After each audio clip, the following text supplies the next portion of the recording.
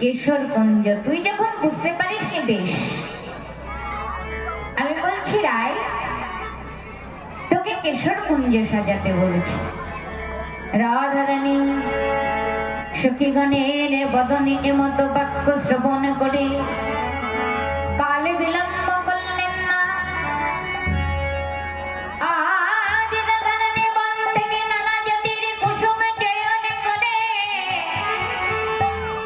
একখানি বিনা সুতির মালা গাঁথলেন। ও বাবা, প্রশ্ন আসতে পারে সুতো ছাড়া কি মালা হয়? সুতো ছাড়া মালা হয় না। ও বাবা, রাধারানীও সুতোটা দিয়েছি জাগতিক জগতের সুতো নয়। হ্যাঁ, কোন সুতো দিলেন? প্রেমরূপী সুতো দিলেন, আর ভক্তির পুষ্প দিয়ে একখানি মালা গাঁথলেন গোবিন্দের গলায় পরাবে বলে।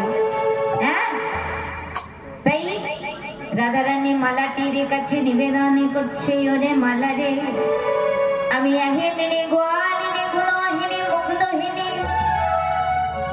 আমি মালা গাঁথিবার কিবা জানি, মালা গাঁথিবার কিবা জানি।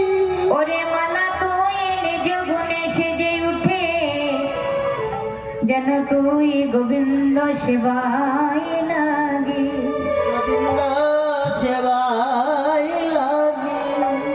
আমার তো কিছু করবার নাই, আমি তো কৃষ্ণ সেবার কিছু জানি না। কৃষ্ণ সেবা করবার বিধান আছে, সেই বিধানে তো আমার জানা নাই। ওরে মালা, তাই তুই নিজ গুণে সেবা সেজে উঠে যেন গোবিন্দ সেবায় লাগিস। এমনি করে রাধারানী আমার মালার কাছে আত্মনিবেদন করছে।